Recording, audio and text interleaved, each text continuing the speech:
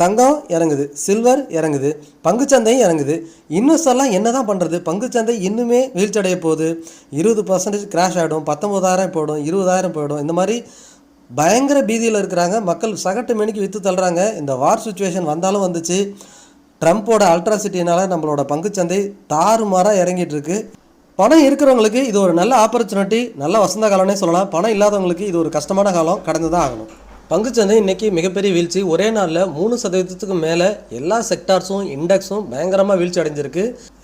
Maximum பங்குச்சந்தையை பார்த்திங்கன்னா இன்றைக்கி எல்லா செக்டாரும் ரத்த கலரியாக இருந்தது. கோவிடுக்கு அப்புறம் இந்த மாதிரி ஒரு ஃபாலை இன்றைக்கி தான் பார்த்துருப்போம். அதாவது புதுசாக வந்த இன்வெஸ்டர் இல்லாமல் கோவிடில் இல்லாதவங்கலாம் இப்போ அந்த மாதிரி ஒரு ஃபாலை பார்த்துட்ருக்குறோம். ஒரே நாளில் இண்டெக்ஸ் 3% ஃபாலுங்கிறது இதெல்லாம் இந்த மாதிரி ஒரு பேட் சுச்சுவேஷனில் தான் நடக்கும். மார்க்கெட்டு ஒஸ்ட் கண்டிஷனில் தான் இந்த மாதிரி நடக்கும். நிஃப்டி பார்த்திங்கன்னா ஒரே நாளில் 775 புள்ளிகள் சரிவில் வர்த்தகம் நடந்து முடிஞ்சிருக்கு. இன்றைக்கி என்எஸ்சியில் வர்த்தகம் நடந்த 3300 பங்குகளில் அட்வான்ஸ் வெறும் 532 பங்குகள் தான். 2677 பங்குகள் மைனஸில் வர்த்தகம் நடந்திருக்கு. நிஃப்டி 24,300 கிராஸ் பண்ணால் அங்கேருந்து 2000 புள்ளிகள் போகிறதுக்கு வாய்ப்பாக இருக்கும்னு நம்ம பேசிக்கிட்டே இருந்தோம். 24,300 கிராஸ் பண்ணிச்சு. மார்க்கெட் வந்துட்டு 23,000 இன்றைக்கி வர்த்தகம் நடந்து முடிஞ்சிருக்கு. ரொம்பவே வீக்கஸ்ட் பாயிண்டில் தான் வர்த்தகம் நடந்திருக்கு. 22,000 தான் மார்க்கெட்டு இதுக்கப்புறம் சப்போர்ட் எடுக்கிறதுக்கு வாய்ப்பு இருக்குது. இன்னும் 1000 புள்ளிகள் நிஃப்டி சரியறதுக்கு அதிகமான வாய்ப்பு இருக்குது. ஆனால் கண்டினியூஸாக சரியுமா அப்படின்னா இங்கேருந்து பார்த்தீங்கன்னா 3 இல்லை 4வது வாரமாக கண்டினியூஸாக சரிஞ்சுக்கிட்டு தான் இருக்குது.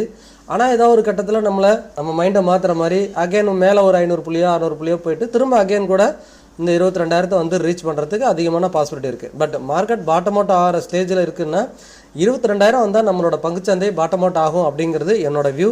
ஒருவேளை அதையும் பிரேக் பண்ணுதுன்னா நம்ம எதிர்பார்த்த மாதிரி கோவிட் மாதிரி ஒரு கிராஷ் நடக்கிறதுக்கு வாய்ப்பு இருக்குது.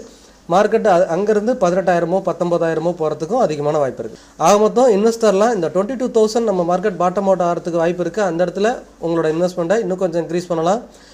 அப்படியும் ஃபைனலாக அதையும் தாண்டி விழுதுன்னா அது ஒரு ஹிஸ்டாரிக்கல் ஆப்பர்ச்சுனிட்டி. அந்த இடத்துல இன்வெஸ்ட் பண்ணுறதுக்கும் நீங்கள் ரெடியாக இருக்கிறதுக்கு தயாராக இருங்க. என்ன சொல்லி என்னங்க பண்ணுறது? இன்வெஸ்டருக்கு இப்போ மனதைரியம் தான் அதிகமாக தேவை. பணம் இருக்கிற தைரியத்தை விட மனசில் இருக்கிற தைரியம் தான் அதிகமாக இந்த மாதிரி சுச்சுவேஷனில் தேவை. இங்கேருந்து பார்த்தீங்கன்னா ஒரு டபுள் டாப் மாதிரி போட்டுட்டு அந்த பாட்டமை பிரேக் பண்ணும்போது, சப்போர்ட்டை பிரேக் பண்ணும்போது இங்கே ஃபால் ஆகிடுச்சு. ஸோ அதை தான் நம்ம சொல்லிக்கிட்டே இருந்தோம். அந்த 24,300ங்கிறது ஒரு ஸ்ட்ராங் சப்போர்ட்டை அதை பிரேக் பண்ணக்கூடாது அப்படிங்கிறத நம்ம சொல்லிக்கிட்டே இருந்தோம். அந்த இடத்துல சப்போர்ட் எடுக்கணும்னு எதிர்பார்த்தோம். அது நியரஸ்ட்டாக ஒரு தடவை சப்போர்ட் எடுத்து மார்க்கெட் ரைஸ் ஆகிடுச்சு. ஆனாலும் அந்த இடத்துல இருந்து திரும்ப அகைன் வந்து பார்த்தீங்கன்னா மார்க்கெட் வந்துட்டு இப்போது அக்ரெசிவாக ஃபால் ஆகிடுச்சு. இது ஃபுல் அண்ட் ஃபுல்லி நம்ம வந்துட்டு போர் சுச்சுவேஷனால தான் இந்த மாதிரி மார்க்கெட் இறங்குது. நல்லா புரிஞ்சுக்கோங்க. இந்த மாதிரி பயம் இருக்கிற சூழ்நிலையில் தான் மார்க்கெட் இறங்கும். அப்போ தான் மார்க்கெட்டில் இருக்கிற எல்லாம் வெளியே போவாங்க, வித்துட்டு வெளியே போவாங்க, பெரிய பெரிய இன்ஸ்டியூஷன் உள்ளே வருவாங்க. அதனால் நீங்கள் இப்போ பயப்படாமல் இருக்கணும். எந்த இடத்துல இன்வெஸ்ட் பண்ணணும் உங்களோட ஃபினான்ஷியல் அட்வைசர்